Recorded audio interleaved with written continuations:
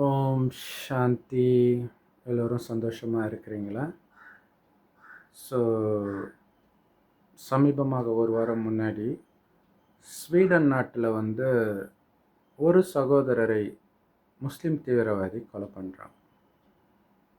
ஏன் கொலை பண்ணுறாங்க அப்படின்னா 2023 அந்த வருடத்தில் ஒருவர் ஈராக்கை சார்ந்தவர் ஈராக்கிலிருந்து வெளியேறுகிறாரா வெளியேற்றப்படுகிறாரோ அல்லது அந்த என்ன சொல்கிறது, அந்த டெத் த்ரெட் இல்லையா, உயிருக்கு அச்சுறுத்தல் இருக்கிறதுனால அவரே கூட வெளியேறி அடைக்கலம் போகிறார் ஸ்வீடனுக்கு.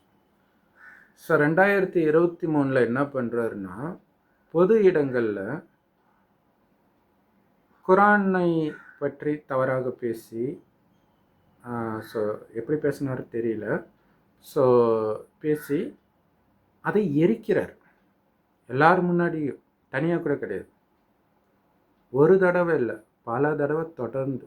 ஆக்சுவலாக அதை அரசாங்கம் அவருக்கு பாதுகாப்புலாம் கொடுக்குது அந்த மாதிரி எரிக்கிறதுக்கு கூட. ஏன்னா அது தனி மனித சுதந்திரம்.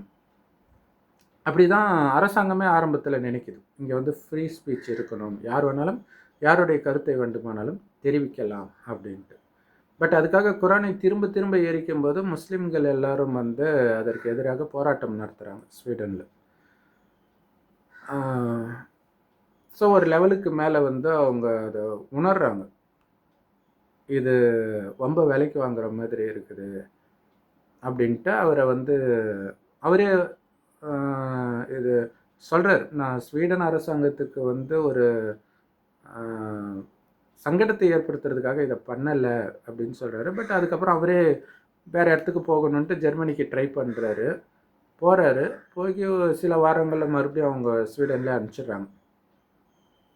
ஸோ அப்படி இருக்கும்போது 2 வருஷத்துக்கு முன்னாடி நடந்த சம்பவம் இல்லையா, அதுக்கப்புறம் மறுபடியும் பண்ணாரா தெரியல.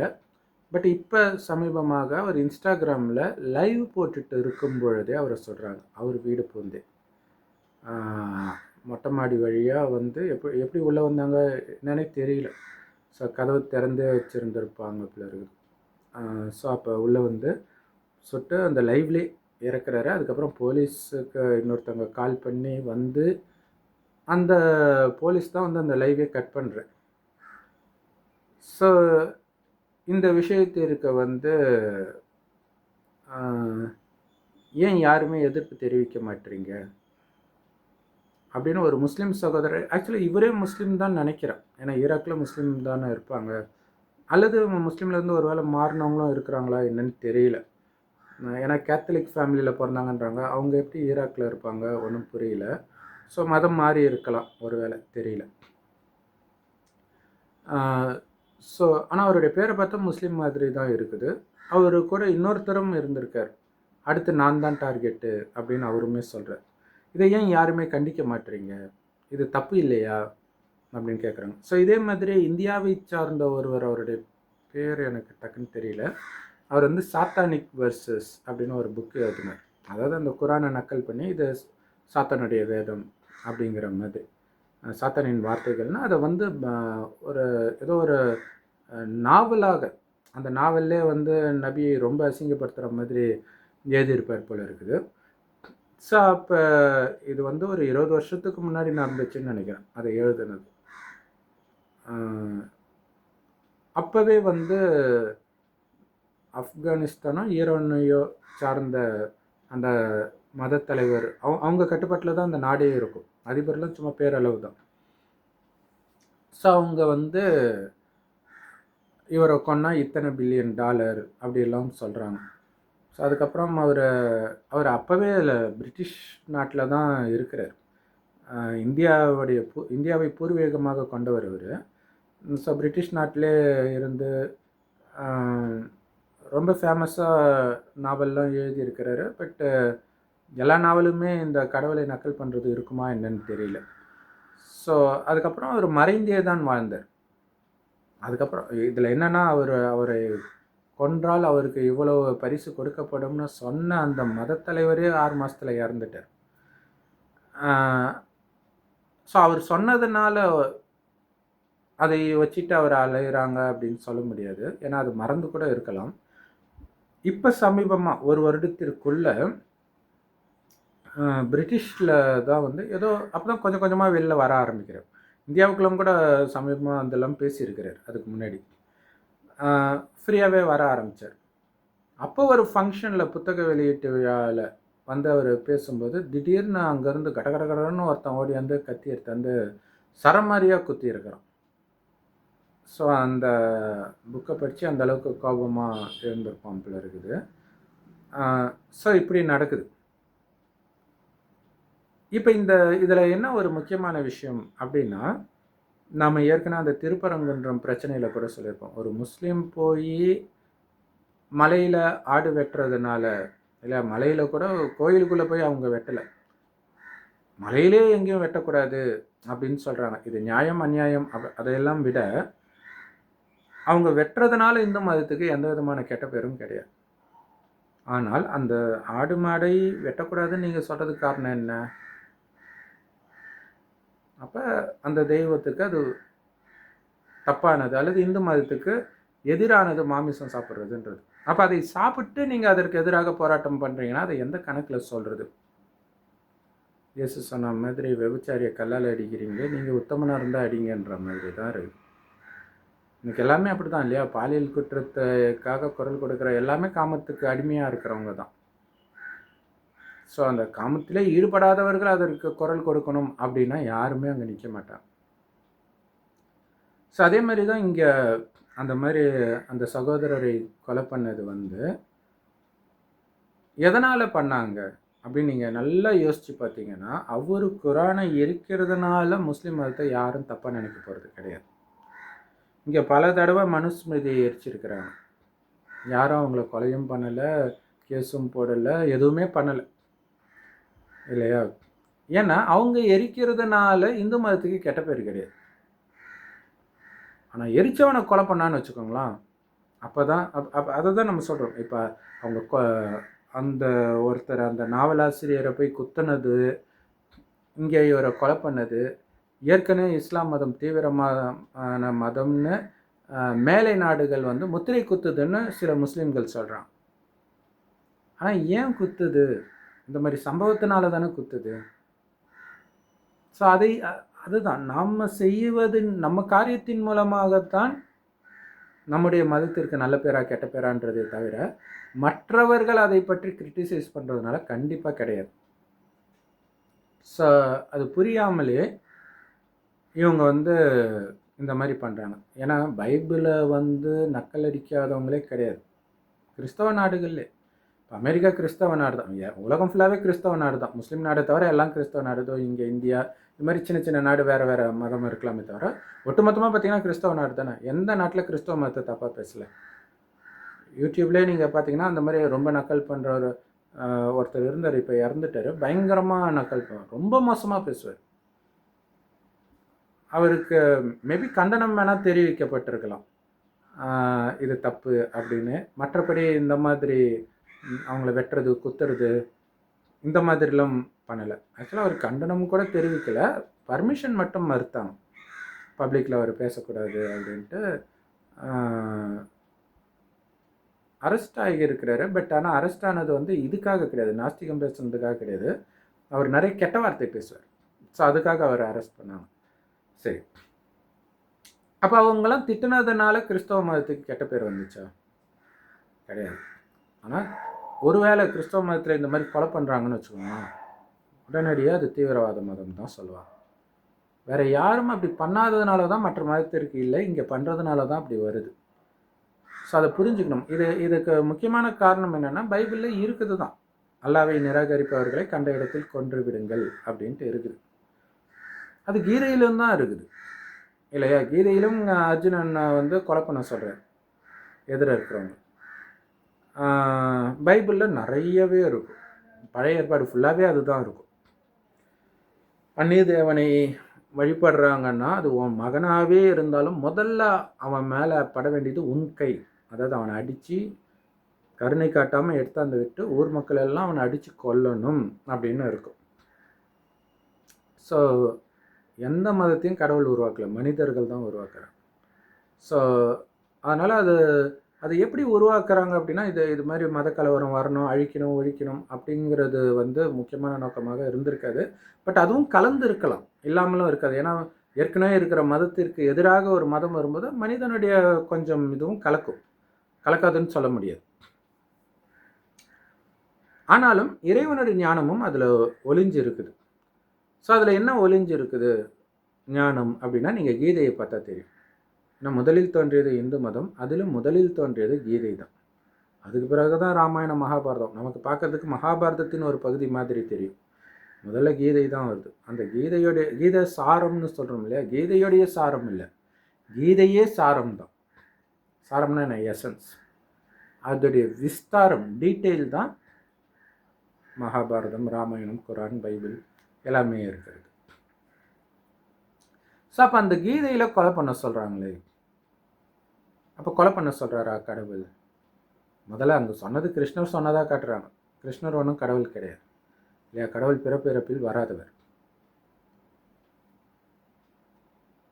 ஆனால் கடவுள் ஒரு காலத்தில் ஒரு விஷயத்தை சொல்கிறார், அதோடைய நினைவு கீதையில் வெளிப்படுது. எப்படி வெளிப்படுது அப்படின்னா, அவங்க கடவுளை தேடுவதற்காக என்ன பண்ணுறதுன்னே தெரியாமல் கண்ணை மூடிட்டு இறைவனை நினைக்க முயற்சி பண்ணும்போது, அந்த தியானம் பண்ணும்போது அவர்களுக்கு காட்சியாக கிடைக்கிறது எழுதுகிறாங்க அப்படியே. ஸோ அதில் நிறைய விஷயங்கள் நம்மளால் புரிஞ்சிக்கவே முடியாது. அது காரணம் அதுதான். அவங்க பார்க்குறதெல்லாம் அவங்க எழுதிடுறாங்க, அவ்வளோதான். அந்த பார்க்கும்போது இவங்களுக்கு என்ன புரியுதோ அதை எழுதிடுறாங்க. உதாரணத்துக்கு ஆதாம் ஏவாள் நிர்வாணமாக சொர்க்கத்தில் அலைஞ்சு தெரிகிற மாதிரி அவங்களுக்கு காட்சி கிடைக்குது, எழுதுகிறாங்க. ஆனால் அதோடைய உண்மையான அர்த்தம் என்னென்னா, அங்கே பச்சை குழந்தை மாதிரி பரிசுத்தமாக பெரியவர்களும் இருப்பாங்க அப்படிங்கிறத, குழந்தையாக காட்டுறத அப்படியே பெருசாகவும் அப்படியே நிர்வாணமாகவே காட்டுறாங்க. குழந்தைத்தனம் மாறலைன்னு அர்த்தம், ட்ரெஸ் இல்லாமல் இருக்கிறாங்கன்னு அர்த்தம் கிடையாது. ஏன்னா சின்ன குழந்தையும் ட்ரெஸ்ஸு போடும், பெருசும் ட்ரெஸ்ஸு போடும். அப்போ இது குழந்தைத்தனம் அப்படியே இருந்துச்சுன்றது ட்ரெஸ்ஸோட காட்டும்போது உங்களுக்கு புரியாது. ஸோ அப்படி காட்டினது. பட் அப்போ பார்த்தவங்களுக்கு நிர்வாணமாக இருந்தாங்க போல இருக்குன்னு எழுதிட்டாங்க. ஸோ அந்த மாதிரி தான் இங்கேயும் கொலை பண்ண சொல்கிறார் இல்லையா. யாரை கொலை பண்ண சொல்கிறாரு? எதிர யார் இருக்கிறா? பாண்டவர்களுக்கு எதிர கௌரவர்கள் இருக்கிறாங்க. கௌரவர்கள் யாருன்னா பாண்டவர்களுடைய சகோதரர்கள். ஆக்சுவலாக அங்கே எதிர நிற்கிற அத்தனை பேரும் பாண்டவர்களுக்கு சொந்தக்காரங்க தான். சொந்தக்காரர்களை எல்லாம் கொலை பண்ண சொல்கிறாரா கடவுள்? ஏன்னா அர்ஜுனனே கேட்பார், அவங்களும் என் சகோதரர்கள், பெரியப்பா, குரு, இவங்களை எப்படி கொலை பண்ணுறதுன்னு கேட்குறாரு. சொந்தக்காரங்களை தான் கொலை பண்ண சொல்கிறார். ஸோ அதோடைய அர்த்தம் என்ன அப்படிங்கிறத நம்ம புரிஞ்சுக்கணும். அவங்க அநியாயம் பண்ணாங்க, பாண்டவர்களுக்கு அநியாயமாக அவங்களுடைய சொத்தை அபகரிச்சிட்டாங்க, அதனால் கொலை பண்ண சொல்கிறார். அப்படி இருந்தால் ராமாயணத்தில் ராமர் கொலை பண்ணியிருக்கணுமே, கைகையை கொலை பண்ணியிருக்கணும், அவங்க அப்பா தசரதனை கொலை பண்ணியிருக்கணும், அவங்க தம்பி பரதனை கொலை பண்ணியிருக்கணும் இல்லையா. ஸோ அங்கே சொல்லப்படாத ரகசியம் இதில் மீதி இருக்கும். ரெண்டுத்தையும் சேர்த்து பார்க்கும்போது தெரியும். அப்போ இவர்களுடைய எதிரி கௌரவர்கள் கிடையாது, பாண்டவர்களுடைய எதிரி ராவணன் தான் எதிரி. ராமாயணத்தில் தானே ராவணன் வரான், அங்கே எப்படி வரான் அப்படின்னு உங்களுக்கு தோணும். ராவணனுக்கு தான் 10 தலை கொடுத்துருக்குறாங்க. அந்த 10 தலை என்னன்றதை புரிஞ்சுக்கணும்.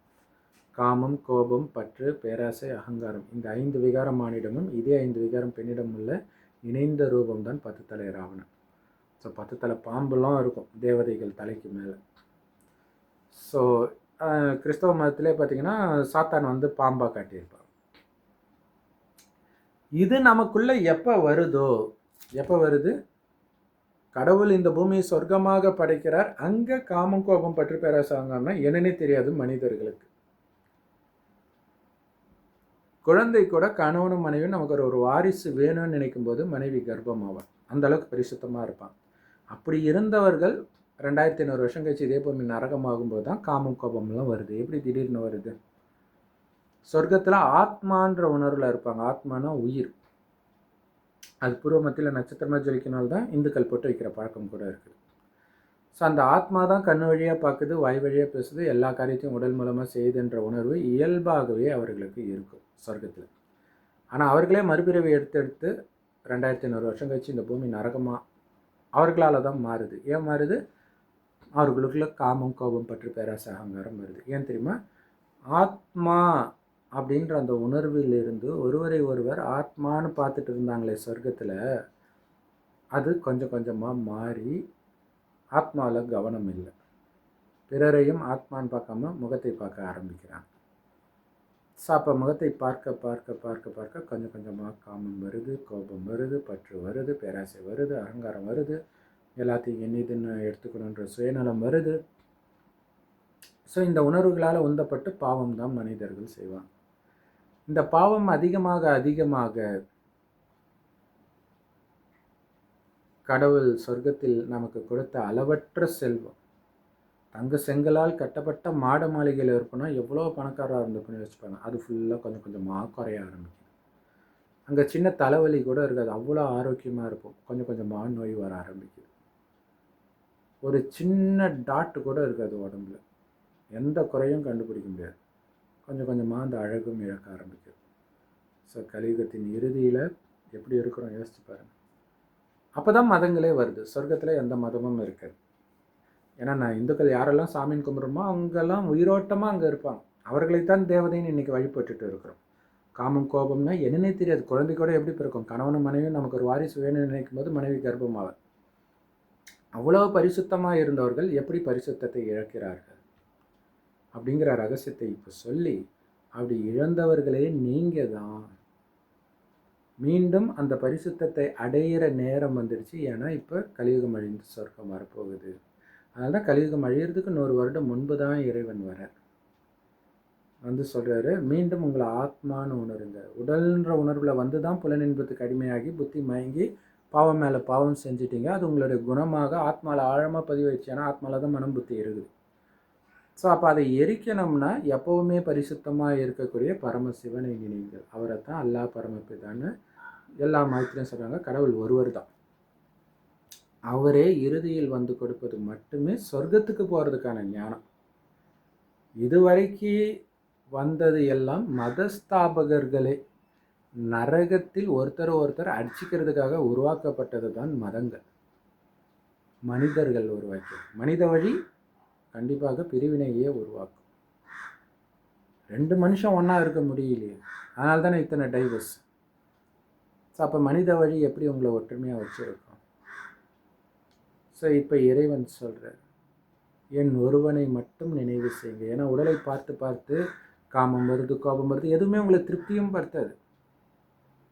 ஸோ என்னை நினைக்க நினைக்க ஆத்மா தூய்மையாகும். பிறரை தேவையில்லாமல் பார்க்க தேவையில்ல, பார்த்தாலும் இறைவன் நினைவு கட்டாகாமல் இருக்கணும். மற்றவர்களை பார்த்தாலும் புருவ மத்தியில் அந்த ஆத்மாவில் மட்டும்தான் உங்கள் கவனம் இருக்கும்.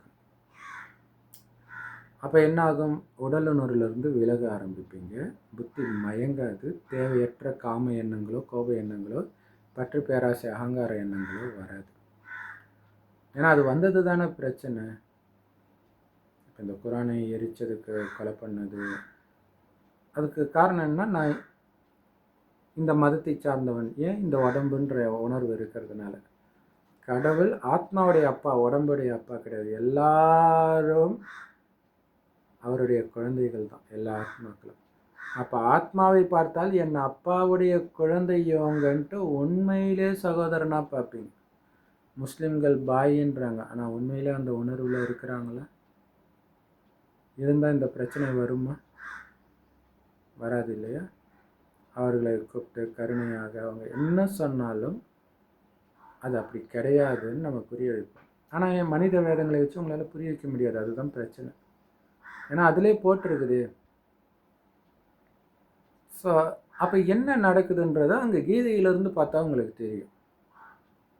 அவர்களுடைய நெருங்கிய உறவுகளைத்தான் கடவுள் கொலை பண்ண சொல்கிறார். அநீதி இழைத்ததுக்காக கிடையாது.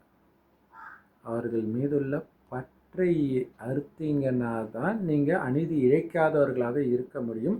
அப்படிதான் பாண்டவர்கள் இருந்தார்கள். எப்படி தர்மப்படி நடந்தார்? அவருக்கு யார் அதை போதிச்சாங்க? அந்த விஷயம் அதில் சொல்லப்படலை. சிவபெருமான் கிட்ட அவர் ஞானத்தை எடுத்தார். காமம் கோபம் பற்று பேராசை அகங்காரத்தை விட சொன்னார். அதற்கு ஆத்ம உணர்வில் நிலை பெற்று என்னை நினைக்க சொன்னார் அப்படின்னு நேரடியாக சொல்லப்படலை. ஆனால் கீதையில் இருக்குது. மன்மனாபவ, தேகத்தின் அனைத்து தர்மத்தையும் தியாகம் செய்து என்னோட புத்தியை இணைன்ட்டு இருக்குது. அந்த யுத்த மைதானத்தில் அவர் சொல்லுவார். யுத்த மைதானத்தில் யாராவது கீதையை சொல்லுவாங்களா? நம்புற மாதிரி இருக்குதா? அப்போ தெரியும் அது என்ன யுத்தம்ட்டு. ஏன்னா அதில் எங்கேயுமே கொலை பண்ணு இது அதுன்னெலாம் வராது. காமத்தை வீடு, பற்றை வீடு, என்னிடம் சரணடை, இதுதான் இருக்கும். இந்த யோகம் அந்த யோகம், சண்டை போடுறவனுக்கு எதுக்கு யோகம்? ஸோ அப்போ அங்கே என்ன சண்டைன்னா பற்றை விடுங்க. அந்த பற்றில் சிக்கிக்கிட்டு தான் நீங்கள் மிருகமாக மாறினீங்க. அந்த பற்றை அறுத்தெறியுங்கள். அவர் சொல்கிறார், இவங்கெல்லாம் ஏற்கனவே இறந்துட்டாங்க, பேரளவு நீ அம்பு விடுன்ற. இப்போ இறக்குறதுனா உடல்லேருந்து ஆத்மா வெளியே வர்றதுக்கு பேர் தான் மரணம். அப்போ நீ ஆத்மா உடலை பார்க்காத, ஆத்மாவை பாரு, உடலை அழிச்சிடு, கொன்னுடு புத்தியினாலன்னு அர்த்தம். போய் அவனை கத்தியால் குத்தி கொலை பண்ணுன்னு அர்த்தம் கிடையாது. ஸோ இங்கே எப்படி அதர்ம வழிப்படி நடக்கிற கௌரவர்களை கொலை பண்ண சொன்னதாக தவறாக போட்டிருக்கோ கீதையில், அதே விஷயம் அங்கே கடவுளை நிராகரிப்பவர்களை கொலை பண்ணுங்கன்னு போட்டுருச்சு. ஆனால் இங்கே உண்மையான அர்த்தம் அது கிடையாது. அந்த பற்றை விடுங்க, எல்லார் மீது உள்ள பற்றையும் விடுங்க. இறைவனை பிடித்தாலும் பிரம்மகுமாரிகள் மூலமாக கடைசின்னு ஒரு வருடம் இறைவன் இந்த ஞானத்தை சொல்கிறார். சொல்லனா அப்படிப்பட்ட கடவுள் இருந்து என்ன, இல்லாட்டினா என்ன? அவரே வரார். ஆத்மான்னு உணர்ந்து உங்களுடைய அப்பா சிவபெருமானை நினைவு பண்ணிக்கிட்டே இருங்கன்னு சொல்கிறார். செவ்வானத்தில் நட்சத்திரம் மாதிரி அவருடைய நினைவு இருந்துக்கிட்டே இருக்கணும். புத்தி அங்கேயே இருந்தால்தான் உடலை விட்டு உயிர் பிரியும் போது அங்கே போகும். இல்லாட்டினா மீண்டும் இங்கேயே நீங்கள் பேய அலைவீங்க, அல்லது மறுஜன்மம் எடுத்து நரக வேதனை அனுபவித்து ஐயோ இந்த உலகமே வேண்டான்னு வெறுத்து போகிற மாதிரி ஆகிடும். ஆனால் மொத்தத்தில் அங்கே போய் தான் ஆகணும். ஆனந்தமாக இறைவன் நினைவில் இருந்து பாவத்தை அழிச்சிட்டு அங்கே போனீங்கன்னா சுகம் நிரம்பிய சொர்க்கத்திற்கு சுகத்தின் ஆஸ்தியை 2500 வருடம் அனுபவிக்கலாம். வேறு வழி இல்லாமல் அடி உதை மிதியெல்லாம் பட்டு தான் நீங்கள் மேலே போகிறீங்கன்னா சொர்க்கத்துக்கு வர முடியாது. சொர்க்கம் முடிந்து நரகமான பிறகே, அதுவும் உங்களுடைய ஆத்மாவுடைய கெப்பாசிட்டிக்கு ஏற்ற மாதிரி உலகம் மாறிய பிறகே நீங்கள் பிறப்பீங்க. ஸோ இங்கே இறைவனை நினைத்து உங்களை கொலை செய்யறதுக்கு அதுவும் இருக்கும், குரான்லே இருக்கும். உங்களை கொலை செய்ய சொன்னால் நீங்கள் ஏன் பண்ண மாட்டீங்க? உங்களையே நீங்கள் கொலை செய்யுங்கள், உங்கள் வீட்டை விட்டு வெளியேறுங்கள் என்று சொன்னால் ஏன் செய்ய மாட்டீங்கன்னு இருக்கும். அவங்க என்ன புரிஞ்சுக்கிறாங்க? யுத்தம் செய்யறதுக்காக சொல்லியிருக்கிறாரு, யுத்தத்தில் நாம் கொல்லப்படுறத சொல்கிறாரு. இப்படி தப்பாகவே மத தலைவர்கள் அதுக்கு விளக்கம் கொடுக்குறாங்க. காரணம் அவங்களுக்கும் தெரியாது, அவங்க மேலேயும் குற்றம் கிடையாது. நமக்கு மட்டும் எப்படி தெரியும்? இறைவன் சொன்னதுனால தெரியும், இல்லைன்னா நமக்கும் தெரியாது தான். ஸோ அப்போ இந்த உடம்பே நான் இல்லைன்னா எனக்கு ஏது அப்பா அம்மா கணவன் மனைவி குழந்தை ஜாதி மதம்? நான் ஆத்மா, என்னுடைய வீடு பரந்தாமம். ஆத்மா இருக்கிற இடம் இதுதான், இந்த செம்பு நிறமான ஒளி உலகம்தான். ஸோ அங்கேயே உங்களுடைய கவனம் இருக்கும்.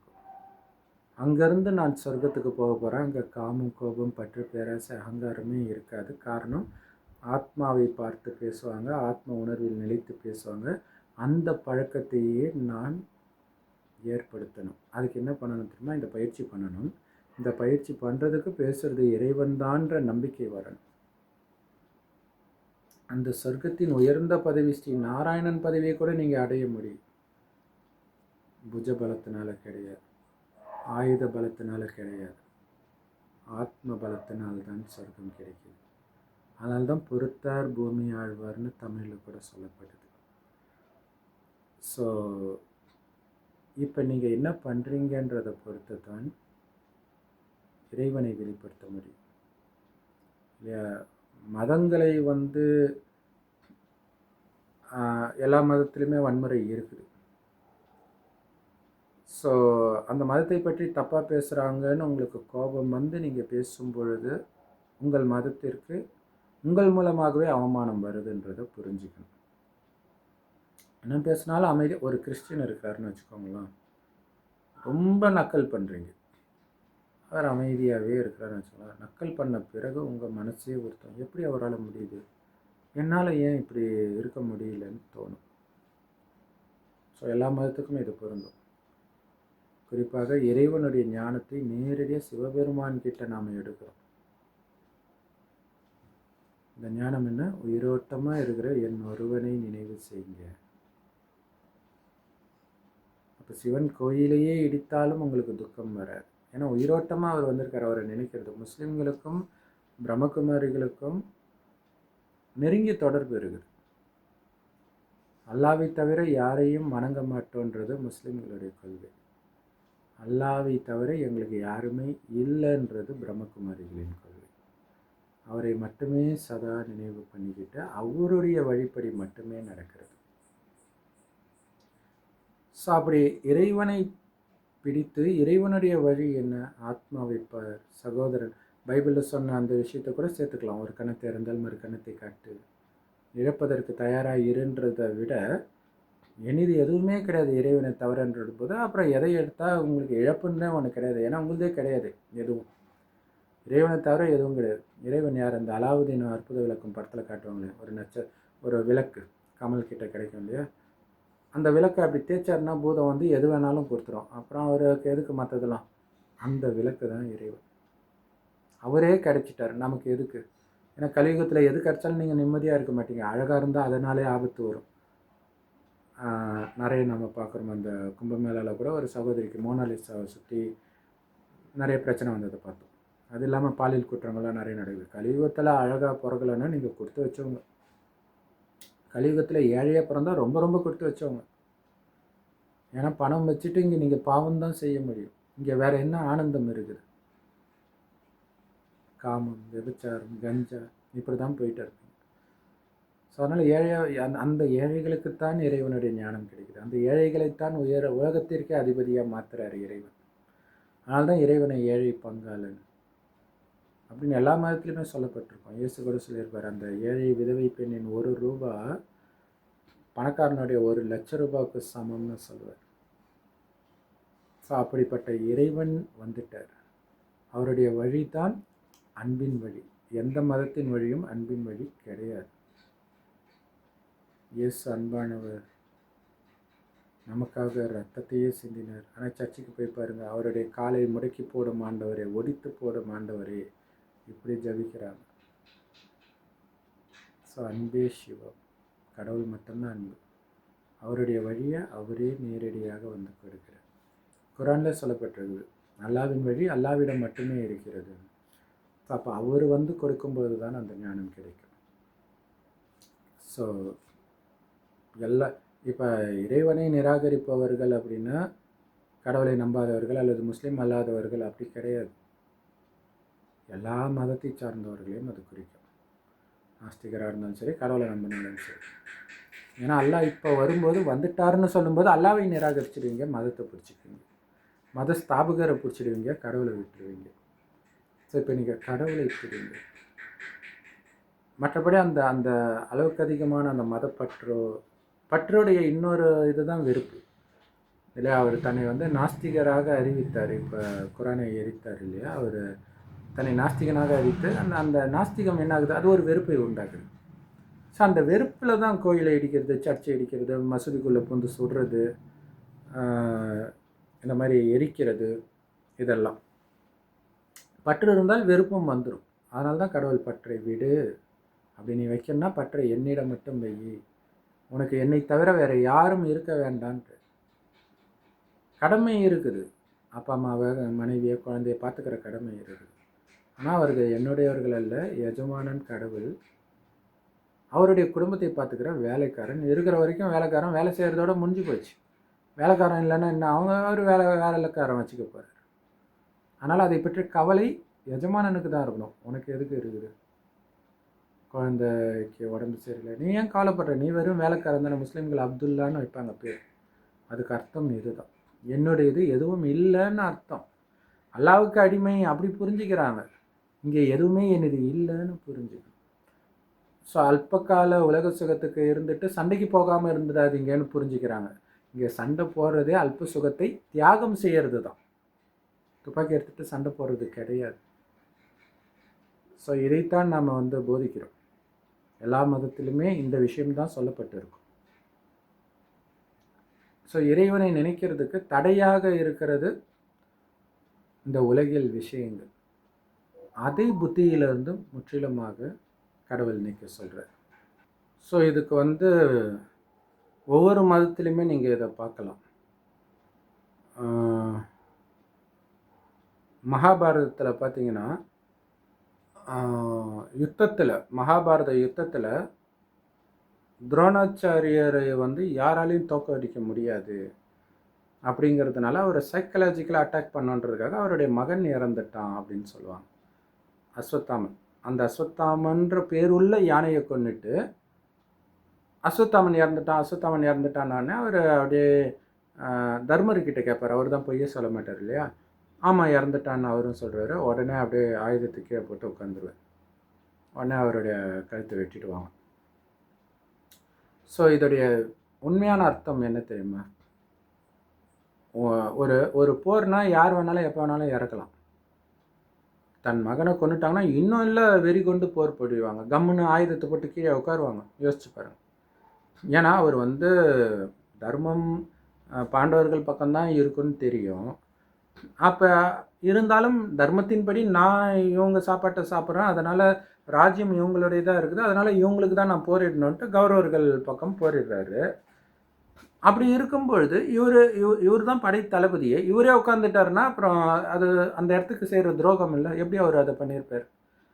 ஸோ இங்கே உண்மையான விஷயமே அங்கே உட்காந்துட்டு இருக்கிறார் இல்லையா, உட்காந்து தியானம் பண்ணுறார் இறைவனை நினைத்து.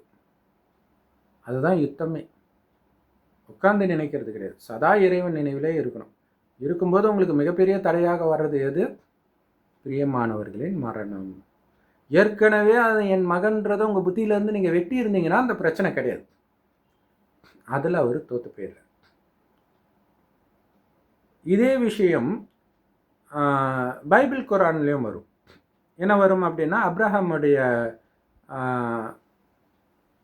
மனைவியோடைய வேலைக்காரி. பைபிளில் வேலைக்காரின்னு இருக்கும், குரானில் மனைவின்னு இருக்கும், ரெண்டாவது மனைவின்ட்டு. ஸோ ரெண்டாவது மனைவினே வச்சுக்கலாம். அது கதைப்படி பார்த்திங்கன்னா ஒரு அர்த்தம் இருக்கும், ஏதோ ஒரு நியாயப்படுத்தி சொல்கிற மாதிரி இருக்கும். ஆனால் இன்றைய கால சூழ்நிலையில் நீங்கள் பொருத்தி பார்க்கும்போது அது புரியும். ரெண்டாவது மனைவினா அது கலை தொடர்பாக இருக்கலாம், எப்படி வேணாலும் இருக்கலாம். பட் எப்படியா இருந்தாலும் ரெண்டாவது மனைவி மேலே தான் அன்பு இருக்கும். அதனால தானே முதல் மனைவிக்கு எவ்வளோ கஷ்டம்னாலும் பரவாயில்லன்னு இன்னொரு மனைவி கல்யாணமே பண்ணுறான், அந்த போதை.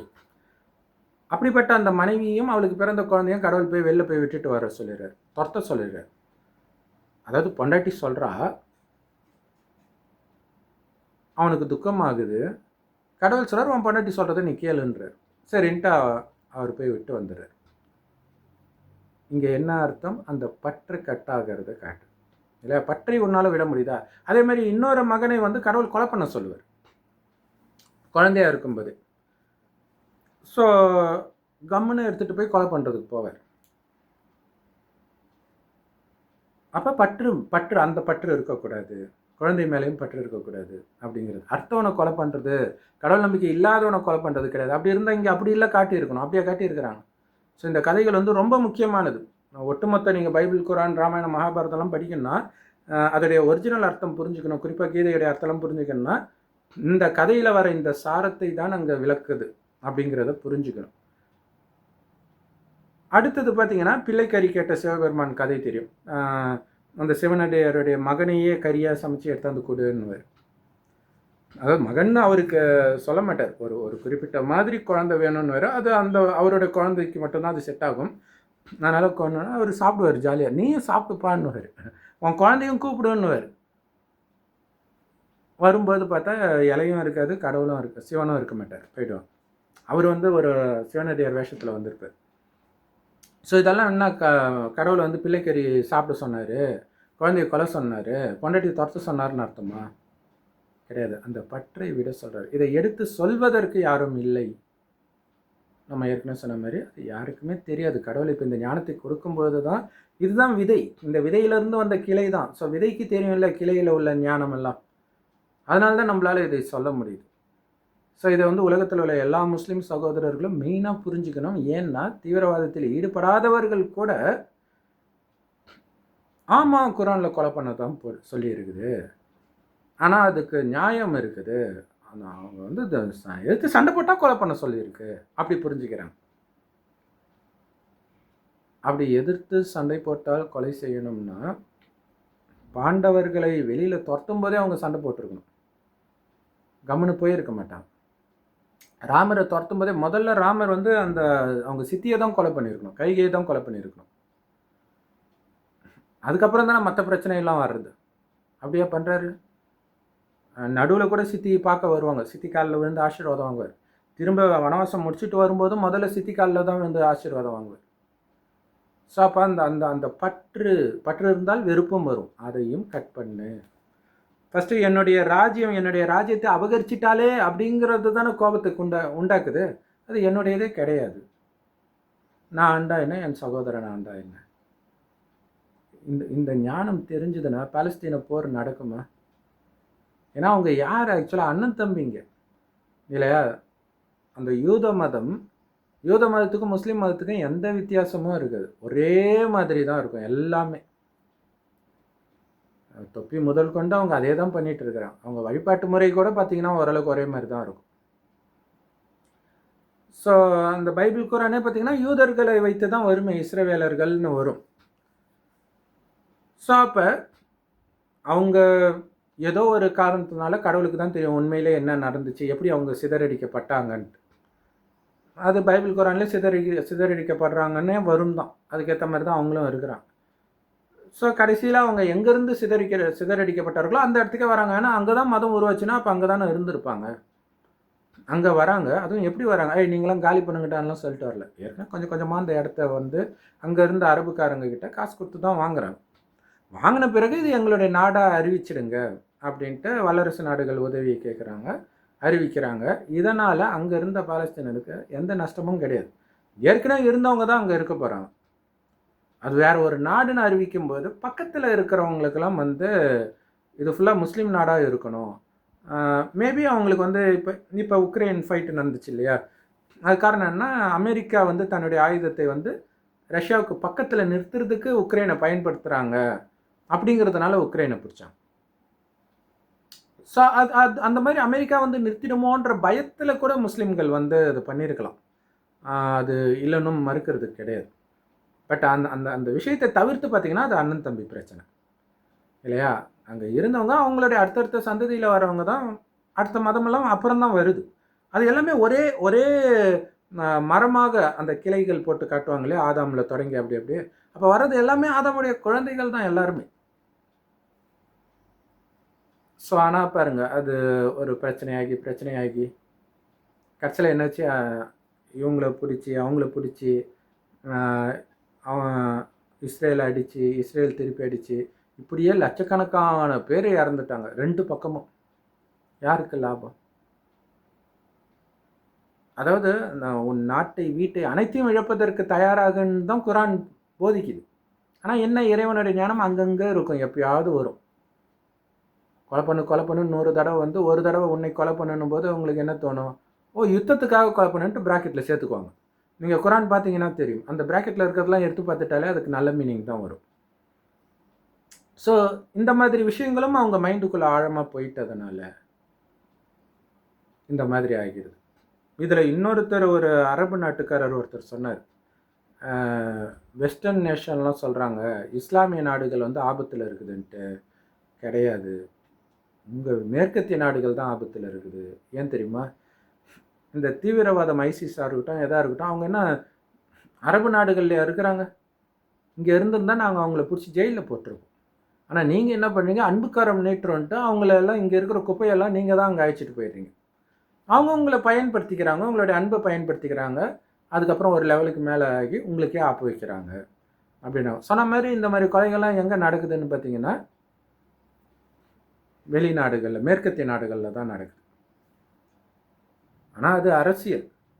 ஆனால் மெயினாக வந்து இந்த தவறான புரிதல் போயிடணும். ஏன்னா எல்லா மதத்துலையுமே இருக்குது இது. அதுதான் முக்கியமான விஷயம். ஒரு லெவலுக்கு மேலே போச்சுன்னா எல்லா மதத்தினருமே இந்த மாதிரி ஆகிடுவாங்க. ஸோ அப்போ இதை புரிஞ்சிக்கணும். ஒரு மேலே போட்டிருக்கிற சட்டை கேட்டால் இடுப்பில் இருக்கிறதையும் கட்டி கொடுத்துட்டு போன இயேசு சொல்கிறாரு. இழப்பதற்கு தயாராக இரு. அதைத்தான் ராமர் பண்ணுறார், இப்ராஹிம் பண்ணார். ஸோ திரும்ப திரும்ப அதே தான் வலியுறுத்தப்பட்டுட்டு இருக்குது. அப்போ இப்போ பாருங்க, நம்ம சொன்னோம் இல்லையா, அந்த குழந்தை மேலே பற்று இருக்குது, தன்னுடைய மகன் மேலே பற்று இருக்கிறதுனால இறைவனை நினைக்கும் பொழுது பையனுக்கு ஏதோ ஒன்று ஆகும்போது அதை நினைத்து உயிர் பிரியும் போது என்ன ஆகுனா கடவுள்கிட்ட போக முடியாது. கடவுளை தவிர எந்த நினைவும் இருக்கக்கூடாது. அப்பா மனைவி இதோடைய நினைவு தான் இருக்கும், வேற எந்த நினைவு இருக்க போகுது? இது அப்படியே தர்மருக்கும் நடக்கும். இவருக்காவது மகன் மட்டும்தான் இறகுறார். தர்மர் கடைசியில் அந்த கைலாயத்தை நோக்கி போகும்போது ஃபஸ்ட்டு திரௌபதி மனைவி இறந்து விழறான்.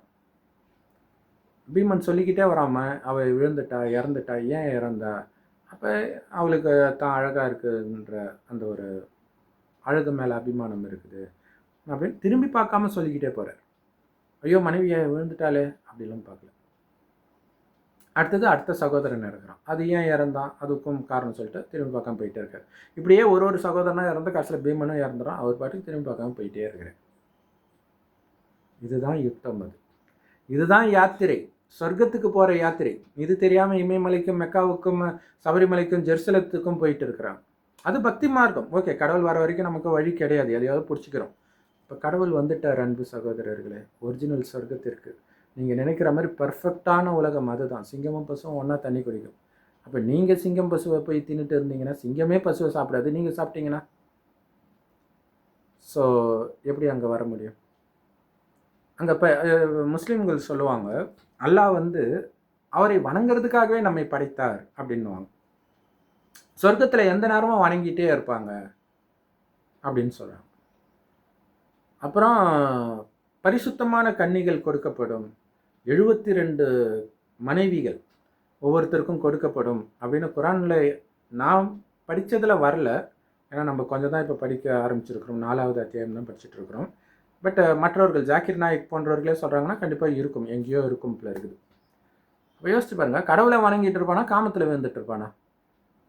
கடவுளை வணங்கும்போது எப்படி காமத்தின் உணர்வு முதல்ல வரும், அது புரிஞ்சுக்கணும். ஆக்சுவலாக ரெண்டுமே தப்பு. சொர்க்கத்தில் கடவுளையும் வணங்க மாட்டாங்க, காமத்திலையும் விழ மாட்டாங்க. ஏன்னா துக்கம் கொஞ்சமாவது வந்தால் தான் கடவுளை நினைப்போம். இப்போ தானே விழுந்து நினைக்கிறாங்க. ஸோ கடவுள் அவரை நினைப்பதற்காகவே படைக்கிறாரா? அவருடைய படைப்பு தொழில் எங்கே நடக்குதுன்னா இப்போ தான் நடக்குது. இல்லாத உலகத்தை படைக்கல, மண்ணினாலான இந்த உடலிலேயே அவனுடைய கவனம், இந்த உடலின் சுகத்திலேயே அவனுடைய கவனம். இதிலிருந்து அவனுடைய புத்தியை விளக்குறது தான் மண்ணிலிருந்து ஆதாமை எழுப்பினார் அப்படின்ட்டு குரான் பைபிளில் போட்டிருக்கு. இதிலேருந்து வெளியில் வா, சிற்றின்பத்திலேருந்து வெளியில் வா, உடல்ன்றத மற அப்படின்னு சொல்லப்பட்டிருக்குது. ஸோ எப்படி மறக்கிறது? ஆத்மானு உணரு. இல்லையே, ஆத்மானே நினைக்க முடியலையே, திரும்ப திரும்ப அழகான பொண்ணை பார்த்தா மனசு போகுதே, பேரு புகழ் பின்னாடி போகுதே, பணத்தின் பின்னாடி போகுதே. ஏன்னா ஆத்மாக்கு சக்தி இல்லை. இப்போ அந்த சக்தியை நிரப்பிக்கணும். அந்த சக்தியில் எப்பவும் நிரம்பியவர் இறைவன். அவரை நினைக்கும் பொழுது அந்த சக்தி உனக்குள்ளே நிரம்பும். அப்போ அவரையே நினச்சிட்டு இப்போ தான் படைப்பு நடக்குது. அழுக்காக இருக்கிற நம்மை சொர்க்கத்தின் தேவதையாக படைக்கிறார், மாற்றுகிறார். காமம், கோபம், பற்று, பேராசை, அகங்காரன்ற அழுக்கை பிடுங்கி எரிஞ்சு அன்பு, அமைதி, தூய்மை, ஆனந்தம்ன்ற தெய்வீக குணத்தை நிரப்புறது தான் படைக்கிறார். ஸோ எப்படி ஆகிறோம்? இறைவன் கொடுக்குற ஞானத்தை கேட்குறோம், இறைவனை நினைச்சிக்கிட்டே இருக்கிறோம். அதை தான் இறைவனை வணங்குவதற்காகவே அவர் படைத்தார் அப்படின்னு சொல்லப்பட்டிருக்கு. இப்போ அப்படி தான் நினைக்கிறதான், அப்படி தான் நம்ம நினைக்கிறோம். அது எதுக்கு? அவருக்காக கிடையாது, ஆத்மாவை தூய்மையாக்கிக்கிறதுக்காக. ஆக்கிக்கிட்டால் இழந்த சொர்க்கத்தை அனுபவிக்கிற தகுதியை இழக்கிறதுனால தான் அதை இழக்கிறோம். அந்த தகுதியை வளர்த்துக்கிட்டால் மீண்டும் வந்துடும். அதுக்காக அவரை நினைக்க சொல்கிறார். சொர்க்கத்துக்கு போய் நீங்கள் அவரை நினச்சிட்டு இருந்தீங்கன்னா அப்புறம் சொர்க்கத்துக்கு யார் அனுபவிக்கிறது? ஸோ அதனால் அங்கே நீங்கள் அதை அனுபவிப்பீங்க. ஆத்ம உணர்வுலே இருக்கணும். இல்லாட்டினா அங்கேயும் பாவம் செஞ்சுட்டு அழிச்சிடுவீங்க. ஸோ அதனால் அங்கே அத்தனை மனைவிகளும் இருக்க மாட்டாங்க. இருக்கிறது ஒரு மனைவி தான் இருப்பாங்க, ஒருவனுக்கு ஒருத்தி தான் இருக்கும். கள்ளத்தொடர்பும் இருக்காது, மனைவி மேலே முதல்ல பற்றும் இருக்காது, காமமும் இருக்காது. ஆனந்தமாக இருப்பீங்க, குழந்தைகள் மாதிரி. அதனால தான் குழந்தை மாதிரி பரிசுத்தமானவர்கள் மட்டுமே சொர்க்கத்திற்குள் வருவார்கள்னு இயேசு சொல்லியிருப்பார். ஸோ எல்லா மதத்தை வச்சும் நம்மளால் எப்படி சொல்ல முடியுது? ஏன்னா தலைகீழ் சிருஷ்டி மரத்தின் விதையாக நான் இருக்கிறேன்னு கீதையில் சொன்ன மாதிரி கடவுள் விதையாக இருக்கிறார். அவர்கிட்ட இருந்து ஞானத்தை வேறு தான் எடுக்கும். விதையிலிருந்து வேறு தானே நெருக்கத்தில் இருக்க அந்த வேறு தான் பிரம்மகுமாரிகள். வேறு மண்ணுக்கு கீழே இருக்கும், தெரியாது. அது மாதிரி நம்ம தான் தேவதையாக போகிறோன்றது வெளியில் தெரியாது. இப்படி ஒரு இயக்கம் இருக்குதுன்னே நிறைய பேருக்கு, பெரும்பான்மையானவர்களுக்கு தெரியாது. அப்படி இருக்கிற நாம தான் கடைசியில் உலக அழிவின் போது அந்த காட்சியெல்லாம் கிடைக்கும். அப்போ தெரிஞ்சுக்கோங்க. அதுக்கு முன்னாடியே இந்த ஞானத்தையும் நம்ம கொடுத்துட்டு இருக்கிறோம். அடுத்தது இந்த தண்டு பகுதி வந்து கிளைகள் இல்லாத தண்டு, அதாவது ஒரே தர்மம், ஒரே மொழி, ஒரே வழி. இதே பாரத பூமி சொர்க்கமாக இருக்கும். அங்கே வாழ்ந்த 33 கோடி தேவதைகளை தான் நம்ம இப்போ இந்துக்கள் கோயில் கட்டி கும்பிட்றோம். இப்போ வணங்குற நேரம் இல்லை, அவர்களாக மாறுற நேரம். அப்போ என்ன பண்ணணும்? அவர்களை அப்படி மாற்றிய அந்த இறைவனை நினைக்கணும். வணங்குறது கூட கிடையாது, நினைக்கணும். இப்போ நம்ம வந்து கோயில் குளம் விளக்கேற்றுறது, நமஸ் பண்ணுறது, ஜபம் பண்ணுறது, அது எல்லாமே பக்தி. அதனால் குணம் மாறாதுன்றதுக்கு நிரூபணம் இப்போ உலகத்தை பாருங்கள், எல்லா மதத்தையும் பாருங்கள். அது நிரூபிக்கலையா எவ்வளோ மோசமாயிடுச்சு? ஸோ அதனால் ஆத்ம கீழ்நிலை நோக்கி தான் இறங்கி வந்திருக்குது. அதை நிறுத்தக்கூட முடியாது. ஏறுறது எப்படி? ஸோ அப்போ ஏறும் கலையில் நம்மை அழைச்சிட்டு போகிறது இறைவனுடைய நினைவு. அவர் எப்படி இருக்கான்னு தெரிஞ்சு அவருடைய நினைவிலே இருக்க அவருடைய குணமே நம்முடைய குணமாக மாறும். இதுதான் என் ஜீவ சுவாசத்தை கொடுத்து ஆதாமை எழுப்பினேன் அப்படின்ட்டு பைபிளில் இருக்கும். ஸோ கொஞ்சம் யோசிச்சுட்டா கூட உங்களுக்கு புரிஞ்சிடும் இதுதான் உண்மை அப்படின்ட்டு. ஏன்னா எல்லா மதத்தை வைத்தும் நம்ம வந்து இதற்கான விளக்கத்தை கொடுக்குறோம். அன்பைத்தான் கடவுள் போதிக்கிறார். அந்த அன்பு அதாவது உங்களுடைய சொத்தை பிடுங்கி நடு தெருவில் விடுறவங்கிட்ட எப்படி அன்பாக இருக்கிறது? ஒரு முஸ்லீம் சகோதரி போட்டிருக்கிறாங்க குரான் சேனலில். அப்போ என்ன, அநியாயம் பண்ணுறவங்கிட்டலாம் அன்பாக இருக்க சொல்கிறியா? கோபம் வருது அவங்களுக்கு. ஏன்னா அப்படியே வளர்க்கப்பட்டுட்டாங்க. பாவம், பரிதாபமாக இருக்குது. அன்புனா என்னன்னே தெரியல அவங்களுக்கு. இயேசு சொல்கிறாரு, அன்பாக இருக்கிறவங்கிட்ட அன்பு காட்ட எல்லாருக்கும் தான் தெரியும். நான் சொல்கிறேன், உங்களை பகைக்கிறவர்களையும் நேசிங்கள். இவங்க என்ன சொல்கிறாங்க? பகைக்கிறவர்களை மட்டும் கொலை பண்ணுங்கன்னு அல்லாஹ் சொன்னார். குரானில் சில இடத்துல அப்படி தான் இருக்குது. அது கடவுளுடைய வார்த்தை கிடையாது, அதை புரிஞ்சுக்கணும். ஸோ இங்கே ஒரு சில இடங்கள் அப்படி இருக்குது. ஒரு சில இடங்கள் வந்து இந்த ஞானத்தை நம்ம வந்து சொல்லவே முடியாத மாதிரி சில இடங்கள்லாம் கூட இருக்க தான் செய்யுது. பட் நிறைய இடங்களில் இந்த ஞானத்தை பொருத்த முடியும். சில இடங்களில் அப்படி இருக்கும். மேபி அதில் வேறு ஏதாவது ஒரு ரகசியம் கூட இருக்கலாம். அது டச் ஆகும்போது கண்டிப்பாக நம்ம அதை வெளிப்படுத்துவோம். ஸோ இப்போ இறைவன் வந்துட்டார் அன்பு சகோதரர்களே, அவர்களை பிடியுங்கள். அல்லாவை தவிர யாரும் கிடையாது எங்களுக்கு அப்படின்னு இருந்தீங்கன்னா யார் என்ன ஆனாலும் உங்களுக்கு கவலை கிடையாது. ஏன்னா உங்கள் குடும்பம் எது? அப்பா கடவுள்னா அவருடைய குழந்தைகள் அத்தனை பேரும் என்னுடைய சகோதரர்கள். பாய் பாய். இப்போ அவர்களுக்கு ஏதோ ஒன்றுனா அவனுக்கு துக்கம் கொடுக்குறவனும் உங்களுடைய சகோதரன் தானே. அப்போ எப்படி நீங்கள் அவனை ஏற்று சண்டை போடுவீங்க? என்னென்னா அவங்கவுங்க செய்த பாவத்திற்கான தண்டனை கொடுக்கப்படுது. நீங்கள் ஜஸ்ட்டு அவர்களுக்கு இந்த ஞானத்தை கொடுத்தீங்கன்னா, இறைவனை நினைத்து அந்த பாவத்தை அழிச்சிட்டாங்கன்னா அந்த தண்டனையிலேருந்து தப்பிச்சிடலாம். பாவத்தை அழிக்கிறதுனா என்ன? அந்த குணமே சுத்தமாக இல்லாத மாதிரி மாறுறது. இருக்குதான்னு செக் பண்ணுறதுக்கு தான் அந்த பற்று தூண்டக்கூடியது, கோபத்தை தூண்டக்கூடியதெல்லாம் நடக்கும். எதுவுமே என் இது இல்லை, நீ எடுத்தா என்ன எடுக்காட்டினா என்ன, அமைதியாக இருங்க, எனக்கு சொர்க்கம் கிடைக்க போகுது, அந்த போதையிலேயே இருங்க. அப்போ இங்கே இழக்கிறதா தெரியாது, அடைவதாகத்தான் தெரியும். ஏன்னா கடவுள் வைக்கிற டெஸ்ட் பேப்பரில் நீங்கள் பாஸ் ஆகுறீங்க. அதுதான் அக்னி பரீட்சை. சீதைக்கு ராஜ்யத்துக்குள்ளே ராமர் இழுத்துக்கிறதுக்கு முன்னாடி நெருப்பில் நடக்க சொல்கிறார் இல்லையா? ஸ்தூல நெருப்பு இல்லை, காமம், கோபம், பற்று, பேராசை, அகங்காரம் அப்படின்றது உனக்குள்ளே இல்லவே இல்லைன்னு நிரூபி. இதெல்லாம் என்னது? உடல் உணர்வு. நெருப்பில் வந்தால் என்ன ஆகும்? உடம்பு எரிஞ்சிடும். இப்போ ஃபுல் ஆத்ம உணர்வில் இருக்கிறேன்னு நிரூபின்னு அர்த்தம். தேக உணர்வு இல்லைன்னு நிரூபின்னு அர்த்தம். நிரூபிச்சுட்டா அவங்க வந்துடுறாங்க. ஸோ இது மாதிரி சொல்லிக்கிட்டே போகலாம். ஸோ இதை புரிஞ்சுக்கோங்க. எல்லா மத சகோதரர்களுக்கும் இது தேவை. ஏன்னா எந்த நேரம் வேண்டுமானாலும் மதப்போர், மதக்கலவரம் வெடிக்கிற மாதிரி தான் உலகம் ஃபுல்லாகவே இருக்குது. அது கண்டிப்பாக நடக்கும், குறிப்பாக பாரதத்தில். இப்போவே மதத்தின் மீது உள்ள பற்றை விட்டுட்டு இறைவனை மட்டும் பிடிச்சிக்கிட்டோன்னா தப்பிச்சோம். இல்லாட்டினா அதனாலே இப்போ பாருங்களா, மதத்தை காப்பாற்ற போகிறேன்ட்டு போய் ஒருத்தர் குத்துனார் இல்லையா? குத்துனவருடைய நிலைமை என்ன? கடைசி வரைக்கும் ஜெயிலே இருப்பார். கடவுள் வந்து காப்பாற்றுவார? யோசிச்சு பாருங்க. ஏன்னா கடவுள் சொல்கிற வழியை விட்டுட்டு மனித வழியை பிடித்தீர்கள்னா உங்களுடைய நிலைமை அப்படித்தான் ஆகும். ஓம் சாந்தி. தேங்க்ஸ் ஃபார் வாட்சிங்.